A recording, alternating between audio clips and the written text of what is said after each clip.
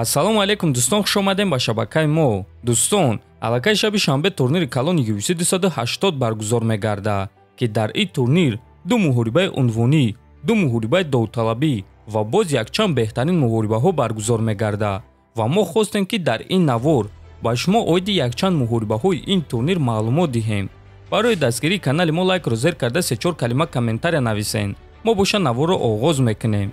Дӯстон, барои шумо беҳтарин хабар, акнун шумо метавонед аз ширкати шифофармо ҳама намуд доруҳои гиёҳиро бо нархи арзон ва сифати олӣ дастрас кунед. Доруҳо барои хароб ва фарбешавӣ, дарди дил, дарди меъда, пастаҳо барои хунукзадагӣ, барои қавӣ кардани мардонагӣ, барои шахсоне ки фарзанд ёфта наметавонанд, равғани усма, хилба, равғани сиёҳдона барои ҳамаи дардҳо, шампунҳои гиёҳӣ.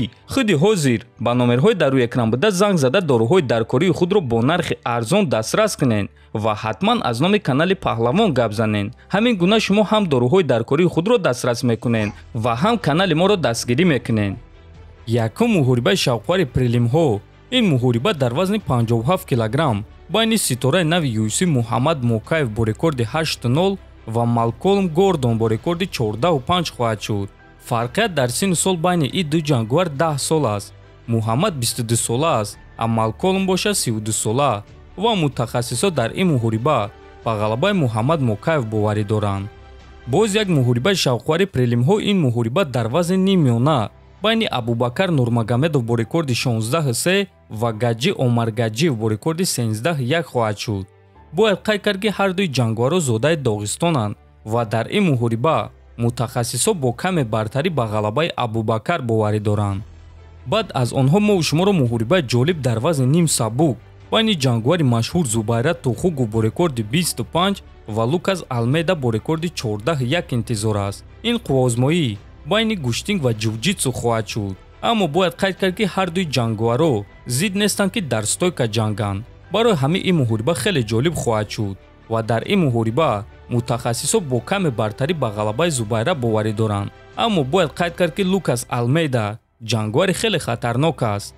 баъд аз онҳо муҳорибаи рейтингӣ дар вазни ним вазнин байни 8-ум рақами рейтинг Волкан Оздемир бо рекорди 18-6 ва 10-ум рақами рейтинг Никита Крилов бо рекорди 28-9 хоҳад шуд. Бояд қайд кард ки ин муҳориба байни боксёр ва гуштингир мешавад.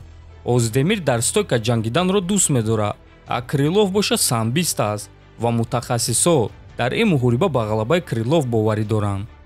баъд аз онҳо мо шуморо боз як муҳорибаи ҷолиби дигар дар вазни миёна байни варзигари узбек Маҳмуд Муродов бо рекорди 25-7 ва варзигари бразилӣ Кайо Боралло бо рекорди 12-1 интизор аст. бисёриҳо боварӣ доранд ки ин муҳориба то қарори доварон намеравад ва дар ин муҳориба ғолиб варзигари бразилиро мебинанд, чунки ӯ ҳам дар стойка ва ҳам дар замин хеле хатарнок аст. охирон муҳорибаи прелимҳо. Ин муҳорибаи рейтингӣ дар вазни нимёна байни 5-ум рақами рейтинг Билол Муҳаммад бо рекорди 21-3 ва 8-ум рақами рейтинг Шон Бреди бо рекорди 15-0 хоҳад шуд.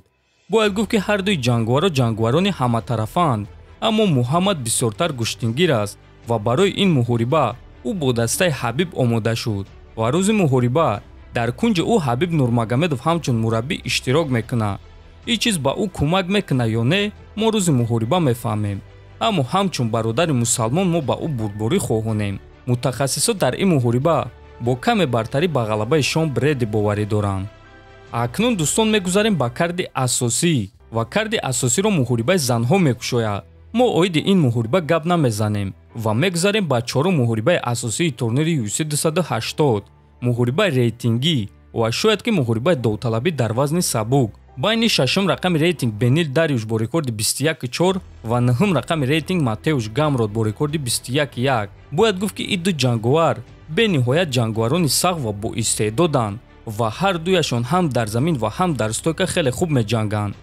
Дарюш дар охирон муҳорибаи худ Тони Фергюсонро шикаст додааст, а Матеуш Гамрот боша Арманд Сарукянро, ки ҳамон вақт Арманд 5 ғалабаи пайдарҳам дошт. барои ҳамин дӯстон ин яке аз беҳтарин муҳорибаҳои ин турнир мешавад ва ба шумо тавсия медиҳем ки ҳатман ин муҳорибаро тамошо кунед. дар ин муҳориба мутахассисон Матеуш Гамротро ғолиб мебинанд, аммо бояд гуфт ки Бенил Дарюш ҷангувари оддӣ нест. мегузарем ба сеюм муҳорибаи асосии турнир, муҳорибаи довталабӣ, муҳорибаи рейтингӣ дар вазни 61 килограмм байни чемпиони пешинаи ин вазн якм рақами рейтинги вазни 61 кг Пётр Ян бо рекорди 16-3 ва ситораи вазни 61 кг 11-ум рақами рейтинг Шон Омели бо рекорди 15-1. ин муҳориба дӯстон хеле муҳорибаи дурахшон мешавад, чунки моро муҳориба байни ду нокаутёр интизор аст. ҳар дуи онҳо дар стойка меҷанганд, яке боксёр дигаре кикбоксёр аст ва бисёриҳо боварӣ доранд ки дар ин муҳориба яктое аз ҷанговарҳо ба нокаут меравад. ва ҳамчунин президенти UFC Дана Вайт гуфт ки ғолиби ин муҳориба довталаби навбатӣ барои камарбанд мешавад ва бо ғолиби муҳорибаи Алҷейм Стерлинг ва TJ Диллашов меҷангад. барои ҳамин мегузарем ба муҳорибаи онҳо. дуюм муҳорибаи асосии турнир. ин муҳорибаи унвонӣ дар вазни 61 кг байни чемпиони ин вазн Алҷейм Стерлинг бо рекорди 21-3 ва чемпиони пешинаи ин вазн TJ Диллашов бо рекорди 18-4 хоҳад шуд. ин муҳориба муҳорибаи классикӣ байни гӯштингир ва мушзан мешавад.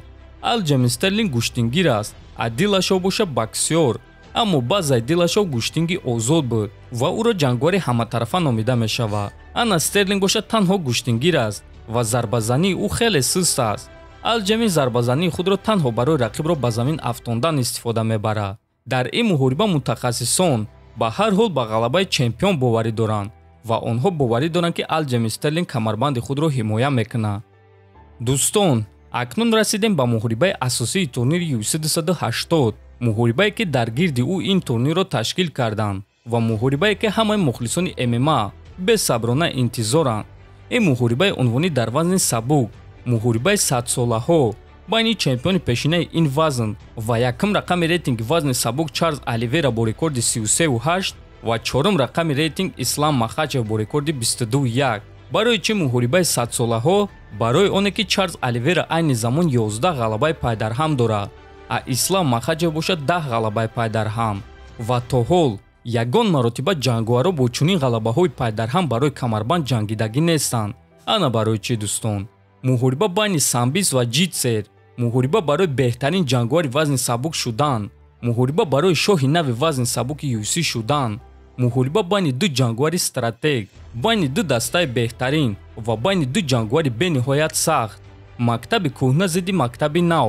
Чарлз Оливера ваъда дод ва ваъда дода истодааст ки Ислам Махачевро дар якум раунд шикаст медиҳад, аниқтараш ба нокаут равон мекунад. ана Махачев боша ваъда дода истодааст ки муҳорибаро дар сеюм ё чорум раунд ба анҷом мерасонад, аниқтараш ӯ Чарлз Оливераро маҷбур мекунад ки таслим шавад.